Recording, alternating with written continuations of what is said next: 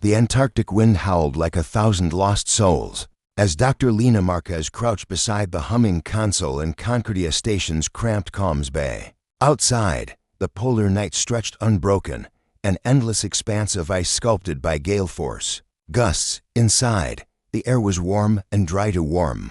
She privately admitted thanks to the misplaced hopes of 1,000 climate studies and a half-century of research. But it was the unexpected pulse of data on her screen that truly set her skin tingling. At precisely 23:47 UTC on June 12, 2025, the raw feed from LOFAR's Deep Space Array began to quiver with an unfamiliar pattern.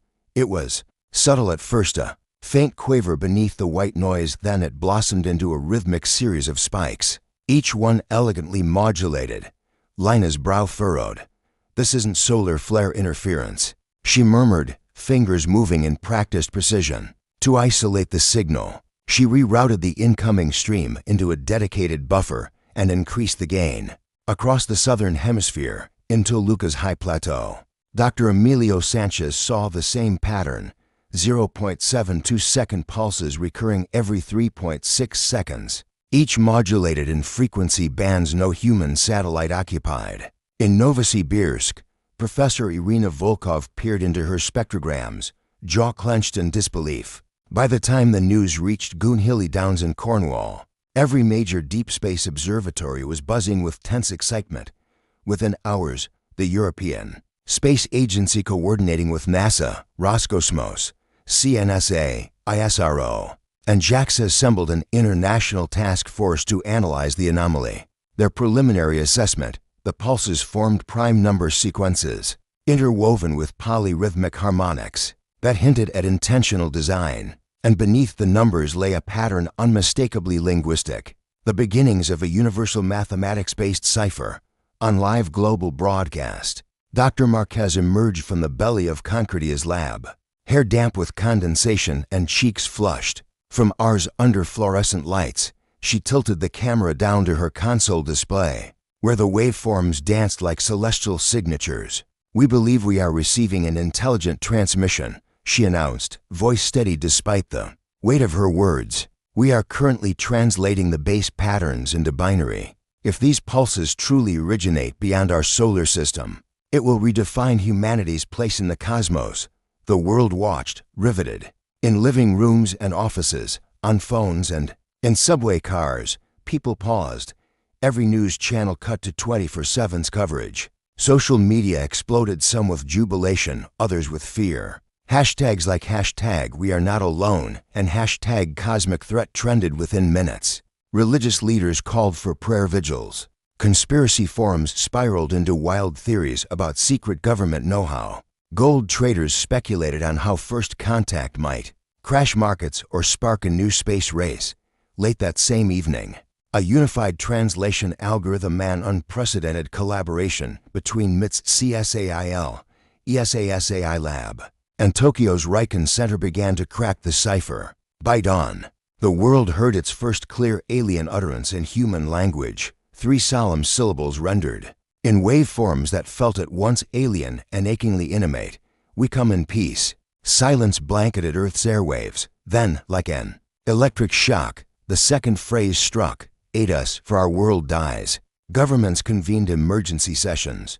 The United Nations Security Council, operating under a hastily invoked Article 77, held a live-streamed plenary session that stretched through the night. Secretary General Amina Diop, poised behind the podium in New York, choked back emotion as she addressed the assembly. "This transmission may be the most important message in our history," she said, dark circles under her eyes betraying sleepless hours. "We stand at the crossroads of destiny. Will we reach out with compassion or recoil in fear?" Meanwhile, the signal continued.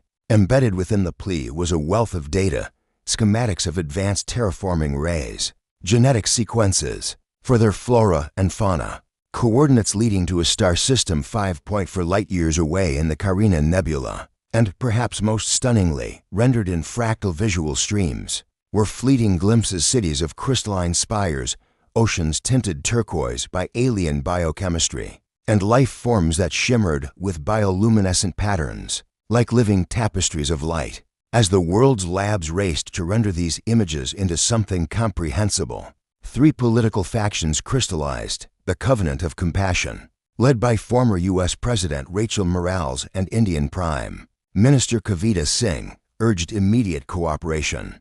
They argued that responding quickly to the Plea could yield breakthroughs in energy, medicine, and environmental restoration technology that could avert Earth's own impending crises. The Guardians of Gaia, spearheaded by EU climate czar Lars Janssen and Brazilian environmental advocate Sofia Duarte, insisted on extreme caution. They demanded an international quarantine protocol, ecological risk assessments, and biosecurity safeguards before any physical aid could be dispatched. The Terra purists, vocalized by skeptic philosopher Viktor Sokolov and military-industrial lobbyists in Southeast Asia, decried any notion of alien contact as existentially irresponsible. They called for a total firewall around Earth's defenses, including jamming the transmission and readying planetary shields. News anchors parsed every syllable. International think tanks published white papers by the tens of thousands.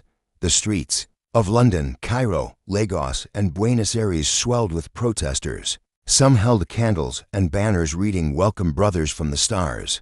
Others carried placards emblazoned with skull motifs and warnings of alien Trojan horse. Violent clashes flared in front of embassies. Riot police in riot gear fanned tear gas into crowds, demanding either full-scale cooperation or total severance of contact. In the midst of the turmoil, the clandestine arms of every major power began covert preparations. The U.S. launched its Prometheus initiative, accelerating antimatter warhead development. China discreetly mobilized drone squadrons into low Earth orbit. Under the guise of meteor monitoring, India's DRDO began reverse engineering the Ariath nanotech blueprints hidden in the transmission. Even the Vatican quietly convened its own panel, seeking theological interpretations of interstellar redemption. Back in Concordia Station, Lena watched the global reaction with a heavy heart. On one side, she saw the noblest aspiration of humanity. On the other, its deepest fears. In the sterile glow of her monitors, she replayed the aliens' last message of the night, one final fragment that trembled with urgency. "Our air grows thin, our children gasp for breath. Without your help, all will fade to ash." Tears pricked at her eyes. She thought of her own two children back home in Buenos Aires, sleeping blissfully oblivious to the tumult unfurling across the world. Was this hope or hubris? Could the planet she had devoted her life to studying survive a brush with cosmic destiny? Or would Earth, in its usual pattern of fear and aggression, squander the chance for something greater? Sleep eluded her. For 3 days straight, Lena logged every frequency, every hint of response or retaliation from beyond. And on the third night, as the rest of humanity seemed to teeter on the verge of civil collapse, her console lit up again. A new message, this one in raw binary. "Meet us on neutral grounds. We send coordinates. Come unarmed." Her heart thundered. Neutral grounds. The Ariath were inviting humans not merely to solve their dying world, but to walk among them as equals. It was a gesture of profound trust and an almost inconceivable risk.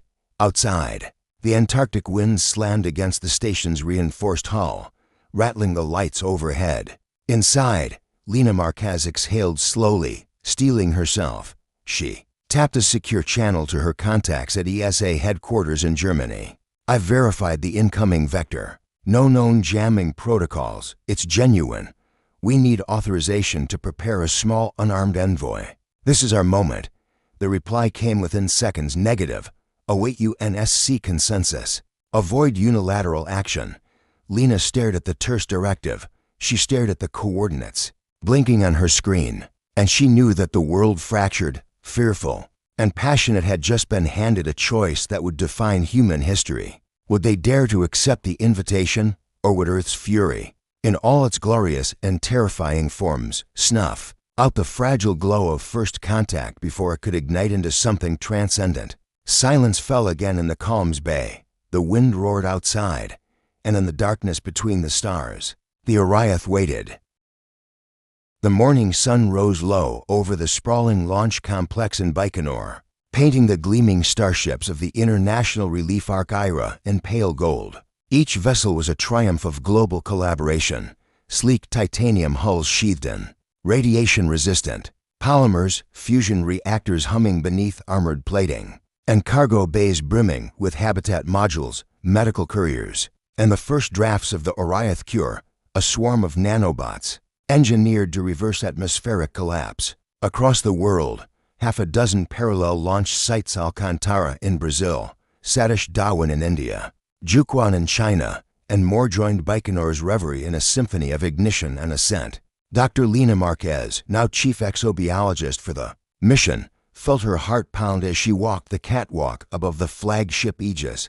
Below her, engineers in cobalt blue overalls made last-minute checks on the rolling containment vats and cryostasis chambers. At the gangplank, Admiral Serafini co-greeted each specialist with a firm handshake and a calm smile that belied the stakes. Ko's dark hair was pulled into a tight braid.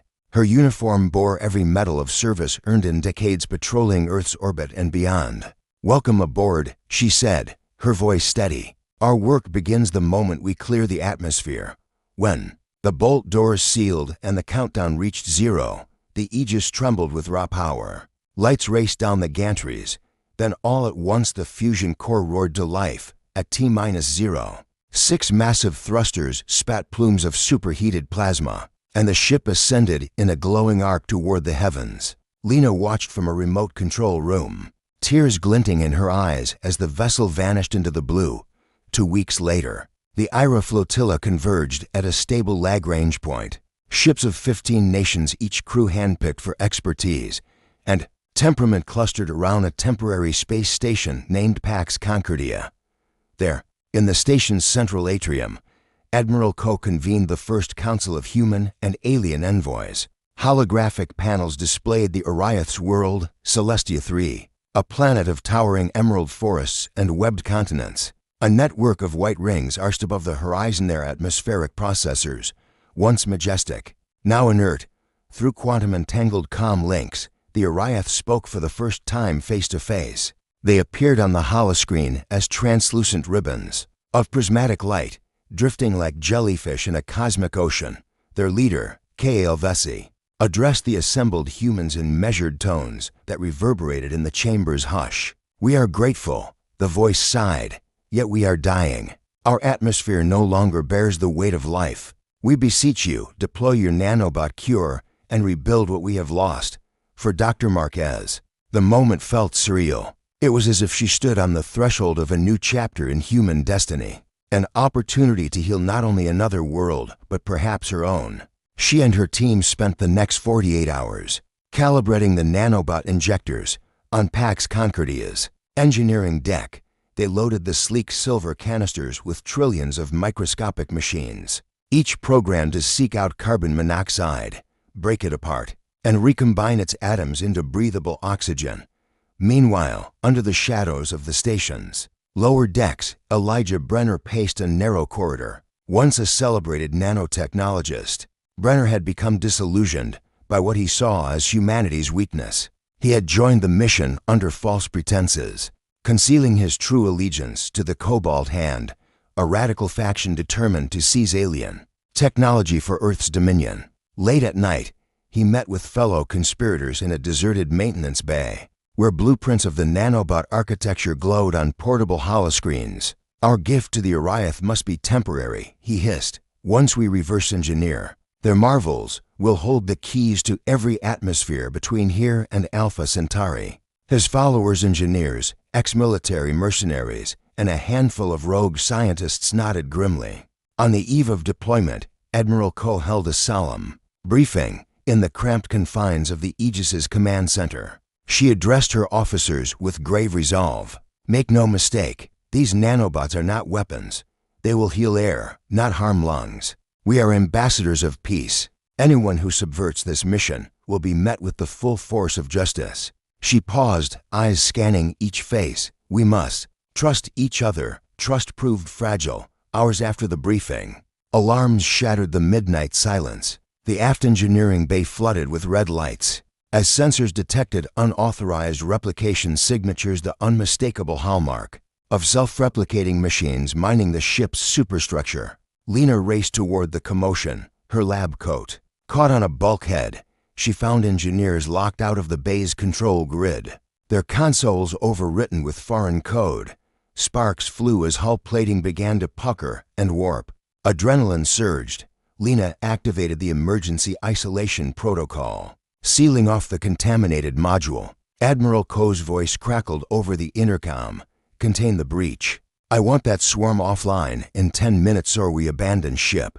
Technicians scrambled to reroute power and release nanobot inhibitors, but Brenner's sabotage had already triggered a cascade. The swarm seized on metal conduits, devouring them to build more of itself, each new nanobot a ravenous duplicate. In the dim glow of warning lights, Lena confronted Brenner. She found him at a service hatch, his hands dancing over a hacked console. Why? She demanded, voice trembling with disbelief. These machines can save a dying world. Brenner turned, eyes cold. Save yourselves first, he sneered. Then we'll decide if the Oriath deserve mercy. Before she could react, he slipped away into the labyrinth of corridors. Below decks, the reactor core began to shudder. Under the swarm's assault, the entire ship lurched as metal supports buckled. On the bridge, officers struggled to maintain course. Admiral Ko's calm composure cracked. Divert auxiliary reactors, she ordered. If we lose the core, every ship in the flotilla goes dark. The Aegis groaned as power racked through backup lines. Carved hastily from Pax Concordia's own supply tethers. Miraculously, the breach was contained at the cost of the aft module and half the station. Emergency reserves, Lena, covered in soot and sweat, watched tearfully as the sealed section ejected into space, its nanobot plague drifting into the void. I'm sorry, she whispered to the silent bulkhead. In the aftermath, the Ira found itself at an impasse. The Oriath intercom crackled with anxious inquiries. Why have you not come? Is this kindness or betrayal? Human envoys, shaken by the sabotage, hesitated. The cure lay incomplete. Trust between ally and ally had been shattered. Amid the recriminations, Admiral Ko convened a second summit. She addressed both humans and the trembling lights of the Oriath holoscreen. You asked for our aid. We will not abandon you. But we must ask for time to root out those who would pervert our purpose. She turned to Lena. Can we reconfigure the cure without the risk of misuse? Dr. Marquez met her gaze. Yes. We'll redesign the nanobots to self-destruct if they detect unauthorized replication. It'll buy us safety, but we'll need another week to test. QAL Vessie's ribbon-like form rippled with what Lena interpreted as sorrow. Our world dies in days, the voice intoned. Time is not ours to give. In that silence, the gulf between hope and despair yawned wide. The promise of salvation hung by a thread of human integrity, frail yet vital. And deep within the engine rooms, the faint hum of dormant saboteurs whispered that the greatest threat to cooperation was not the unknown of the stars, but the darkness in human hearts. As the fleets of Earth and Oriath held their breath, the fragile treaty of trust lay upon the edge of oblivion, balanced between the noblest impulses of compassion and the deadliest currents of ambition. The fate of a dying world and perhaps humanity's own future rested on whether the cure could be reforged in time and whether human fury could be held at bay long enough for mercy to prevail. The moment the international relief arc faltered under sabotage, Earth's collective anxiety snapped like a frayed cable. News feeds flooded with frantic updates. A nanobot plague devouring the Aegis's steel, the abortive ejection of its aft module, and the Oriath's anguished transmissions. Why have you forsaken us? Echoing through every living room, in cities from Manila to Madrid. That question ignited a powder keg of fear and rage, fractured faith in New Delhi. The Covenant of Compassion held an emergency rally at India Gate. Thousands clad in white raised holographic lanterns, chanting, "Hope is our shield." Yet across town, the Guardians of Gaia convened beside the Yamuna River, deploying echo drones draped in green banners. No cure without caution. Their leader, Dr. Aisha Rao, warned that inadvertent contamination could unleash a biocatastrophe, worse than any alien blight. If we rush, she cautioned, we become no better than the virus we deploy. Meanwhile, in Washington, D.C., the Terra purists seized the moment. At the Lincoln Memorial, radio host Jackson Carver declared, "These Oriath are liars. They weaponized our trust and now they'll reap the whirlwind."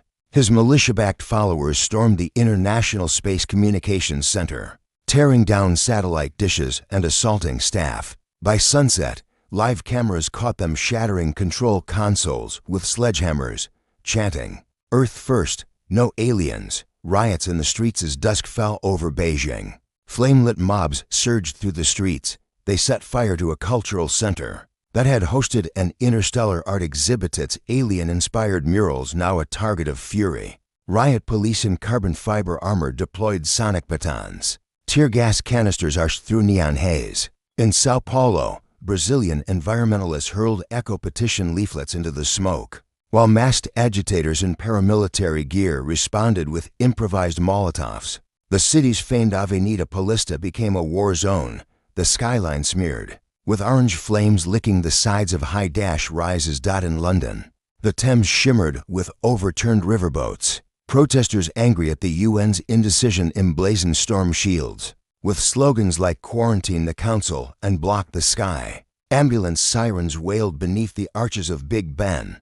Above them, Skycams, once tools of public safety, now broadcast the bedlam unfiltered, fueling a global contagion of outrage. The moon's betrayal while Earth tore itself apart. The moon's far side became a stage for the highest stakes. The Oriath, true to their word, dispatched an unarmed delegation to the lunar research station Artemis III, seeking parley under the desolate gray highlands. Their slender, luminescent craft hovered just above the regolith at 3:12 UTC, perfectly visible to the station's high-gain cameras. In the silence of the vacuum, the Oriath broadcast their holographic forms, drifting filaments of light, edges softly refracting the sun's glare. They projected a banner in human script: "We seek dialogue, no arms, no subterfuge." But on Earth, the blades of Terra faction had already hijacked the live feed. Using deepfake overlays, they transformed the Oriath vessels into warships, bristling with plasma cannons. Commentary tracks declared an imminent attack on Earth's orbital assets. Within minutes, militaries worldwide raised defense shields. Orbital railguns spun up. Interceptor drones launched in swarms toward the moon.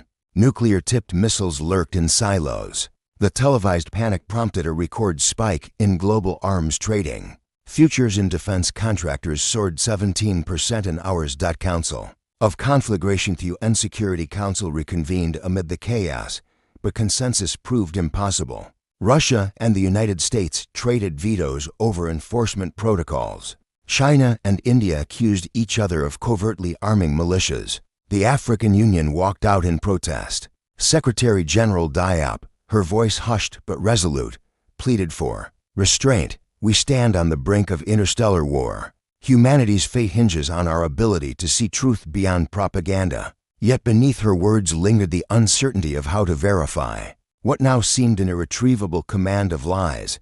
The Oriaths lament far from the madness. The Oriath Council watched in sorrow. In their luminous chamber on Celesta III, each ribbon of light pulsed with dread. "They have turned our plea into a pretext for slaughter," intoned Elder Nalos, "our trust poisoned by their fury." The holographic sky over their ruined capital flickered with a sorrowful aurora, as they debated whether to respond with force or to withdraw, and let human self-destructs play out.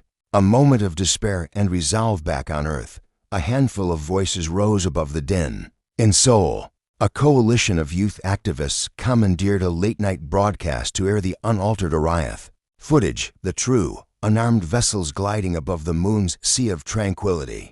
They intercut the demonstration with clips of Victorian peace marches and the fragile Earth campaign of 2023 moments, when humanity chose cooperation over conquest. History remembers mercy, their slogan read in neon letters across the screen.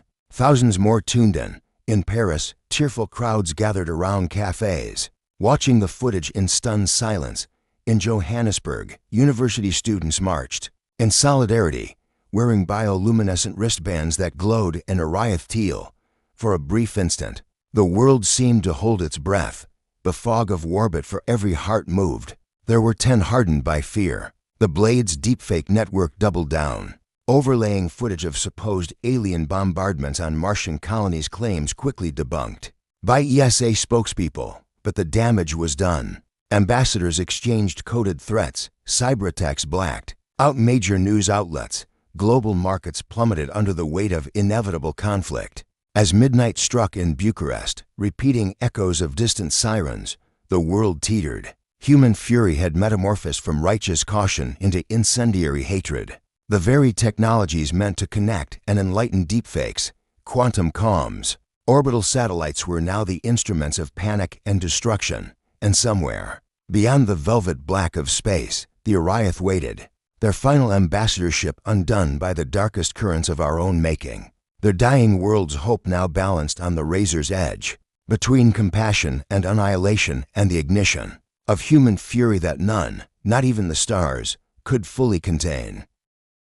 The assault vessels pierced the darkness of low Earth orbit like hunter-killer swarms, engines aflame with humanity's fury. On the corvette Harbinger, Lieutenant Arjun Patel stood at the weapons console, fingers trembling over the firing controls. Below him, Earth's azure orb glowed, a reminder of everything he had sworn to protect. He could not bring himself to press the trigger. Orders again? Captain Marisol Velez's voice was low, but every officer in the compartment stiffened. At the edge of mutiny, Patel met her gaze, steel mixing with sorrow. I've reviewed the footage. The Oriath delegation is unarmed. There is no hostile action planned. I will not fire on them. Velez drew a ragged breath. Behind her, the bridge crew, half appalled, half emboldened, looked between them. Moments of charged silence stretched into eternity. Then the first shot rang out, a distant volley amid the fleet. Missiles arcing toward Celestia 3's star system. Patel simply shut down the Harbinger's weapons grid. Alarms howled. We're mutineering, he announced. Take it or leave. A handful of officers rose in solidarity, clamping a security override on the console. Captain Velez, eyes haunted but resolved, keyed the ship-wide calm. Humans of Earth, this is the Harbinger. We refuse to commit genocide. We stand down our weapons. We extend an offer to parley, unarmed, with the Oriath emissaries. If you share our conviction for mercy, join us. If not, you are no longer among us. Outside, the blackness rippled with constellations of fire, human dreadnoughts turning orbits, accelerating into interplanetary trajectories. But within the Harbinger, hope flickered brighter than any reactor plume. The world hangs in the balance in Earth. President Yuri Tanaka convened an emergency session of the United Nations Security Council at precisely 4 o'clock CET, seated beneath the hologram of the planet, masked behind fatigue and fear. He addressed world leaders. Article 23 of the revised charter grants me executive powers to avert large-scale atrocity. We stand at the precipice of self-annihilation. I hereby order all assault vessels to stand down immediately and open communications with the Harbinger. Russia's delegate spat defiance. China's ambassador pounded his fist on the table. Yet in that chamber battered by vetoes and desolation, Tanaka's final plea cut through the rancor. If we destroy them, we destroy ourselves. Minutes later, deep space sensors registered the Thales-class destroyer Orion, the long-range dreadnought Valhalla, and half a dozen frigates powering down their weapons systems. Across the net, harried captains broadcast ceasefire codes. In defiance cells and militia compounds on Earth's surface, radio silence fell like a shroud. Parley across the divot aboard the Harbinger, Lieutenant Patel guided the vessel along a ballistic trajectory toward the coordinates of the Oriath delegation, hovering above the moon's far side, near the frozen sea of serenity. Captain Velez, stripped of rank by her superiors, but elevated in moral authority, joined Patel on the bridge. Whatever happens, she said, voice thick with emotion. We're doing the right thing. Patel nodded. It's not just for them, it's for us. They drifted into the silver-gray regolith's shadow. Then, through the forward viewport, the Oriath craft appeared, a shimmering filament of prisms, haloed in starlight. No weapons, no shield arcs, just a quiet grace that seemed to weep for the madness of war. Patel keyed the universal calm. This is Harbinger. We come in peace. For a heartbeat, nothing. Then the holoscreen flickered to life, with the Oriath Council 7 luminescent ribbons orbiting An unseen center, Elder Nalos's voice, calm yet heavy with sorrow, filled the chamber. You have chosen mercy when all seemed lost. For this, we shall never forget. Seeds of redemption. Back on Celestia 3, the Council watched harbingers approach through relay satellites. The world below flared with dying storms that pulsed with desperate need for the cure. Yet in the Council's luminous hearts, joy and apprehension intertwined. Had humanity truly cast off its fury, or merely postponed its wrath? On Earth, spontaneous celebrations ignited around the globe. In Paris, crowds cheered beneath the Eiffel Tower. In Lagos, church bells rang in hallelujah. In Tokyo, neon signage shifted to teal, the Oriath's signature glow. Even the harshest Terra purist enclaves found voices softened by relief. President Tanaka addressed the world from the UN balcony. Today, we took our first collective step into a larger universe. May we walk forward in humility, in curiosity, and in hope. A fragile accord. A week later, on Pax Concordia's diplomatic deck, human envoys and Oriath diplomats signed the Lunar Accord, a pact committing both species to mutual aid, ecological restoration, and the non-weaponization of each other's technology.